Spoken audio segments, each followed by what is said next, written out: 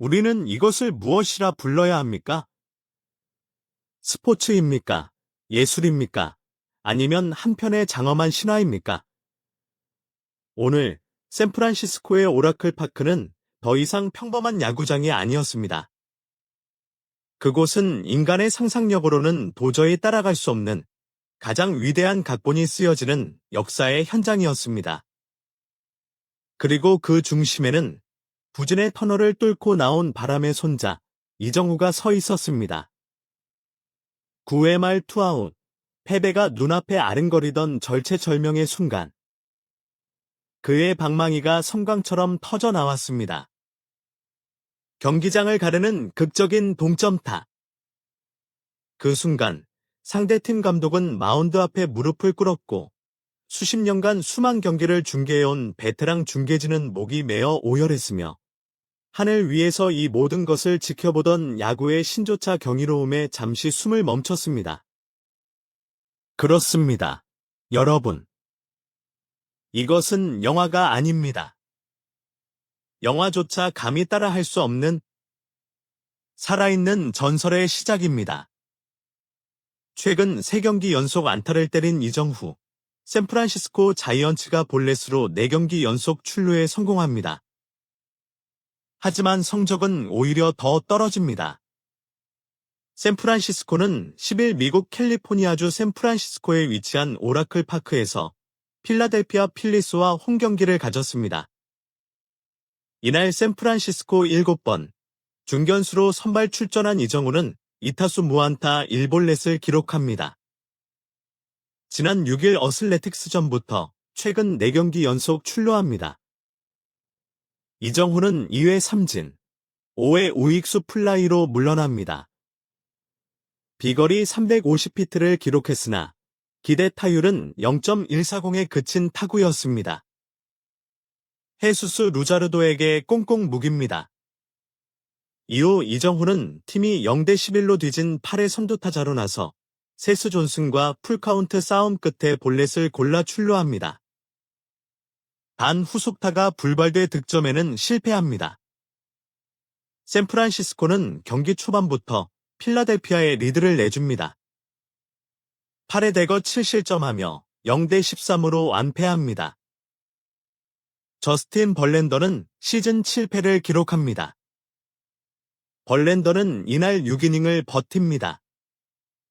하지만 수비진의 실책이 빌미가 돼 4실점, 2자책 하며 다시 시즌 첫 승수하게 실패합니다.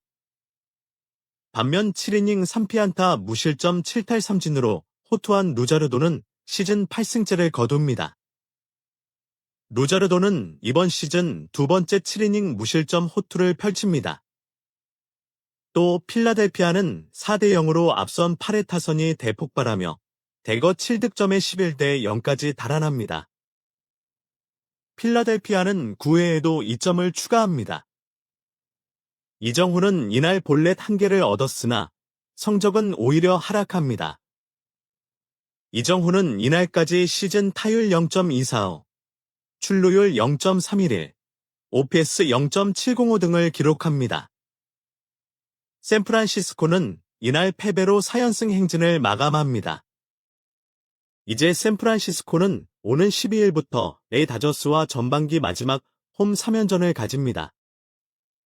이정후, 샌프란시스코 자이언츠의 부진이 깊어지면서 현지 팬들의 의심도 커져갑니다. 그래도 담당 기자는 이정후의 반등을 믿고 있습니다.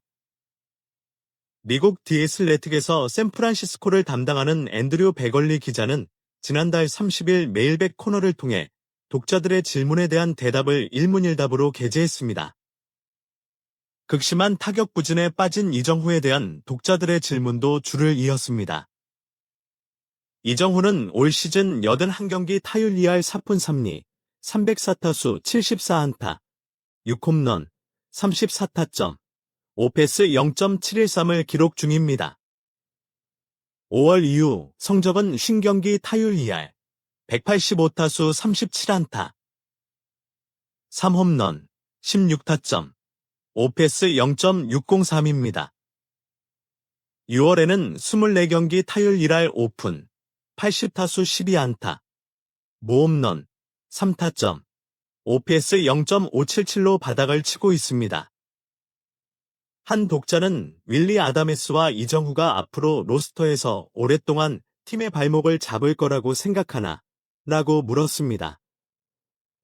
이정후는 2029년까지 6년 1억 1,300만 달러 계약을 맺었고, 아다메스는 2031년까지 7년 1억 8,200만 달러에 계약했습니다. 이적 첫 해인 아다메스는 올 시즌 83경기 타율 2할 9리, 306타수 64안타, 9홈런, 36타점, OPS 0.637로 부진이 길어지고 있습니다. 백얼리 기자는 만약 샌프란시스코가 두 계약을 완전히 실패로 간주했다면 라파엘 데퍼스의 8년 계약을 받는 트레이드를 했을 리 없습니다. 물론 아다메스는 실망스러운 출발을 하고 있고 7년 계약 당시에도 대부분 기간을 유격수로 뛸 거라 기대하지 않았습니다.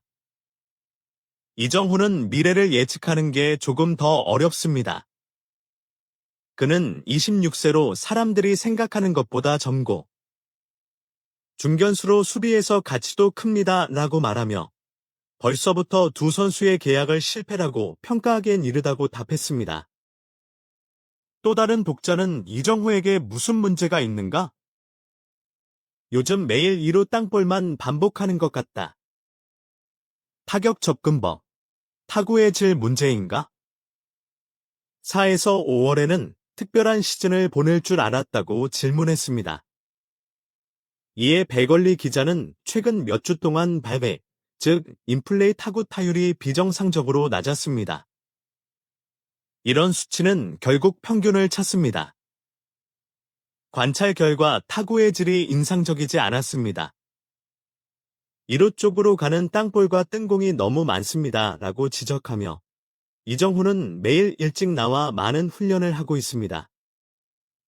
단순히 지나가는 슬럼프일 수 있습니다. 라고 답했습니다. 사실 이정후만의 문제는 아닙니다. 샌프란시스코는 올 시즌 팀 타율 25위 0.230, 출루율 22 0.313, 장타율 25위 0.371, OPS 24위 0.684로 대부분 타격 지표에서 중하위권에 머물고 있습니다. 보스턴 레드삭스에서 트레이드로 영입한 데버스도 이적 후 12경기 타율 2할 1푼 7리, 46타수 10안타, 2홈런, 5타점, OPS 0.724로 아직까지는 잠잠한 상황입니다. 선수, 감독, 프런트가 바뀌어도 수년째 이어지는 샌프란시스코의 타격 부진에 대한 질문도 나왔습니다.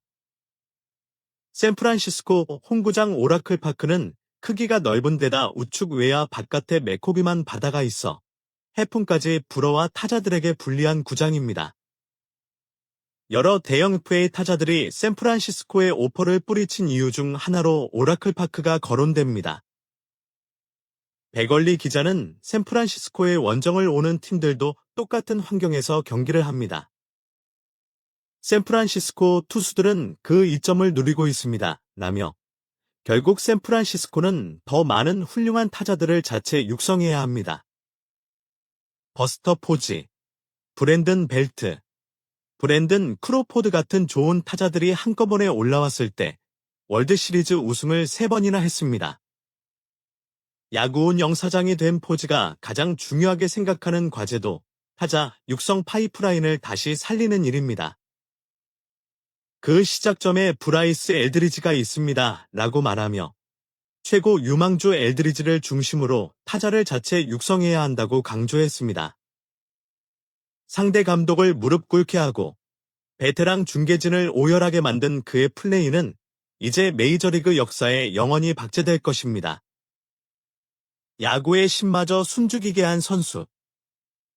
그는 이제 자신의 한계를 넘어 야구라는 스포츠의 한계를 넓히고 있습니다. 오늘의 이 경기는 앞으로 그가 얼마나 더 위대한 전설을 써 내려갈지에 대한 가장 강렬하고도 아름다운 예고편입니다.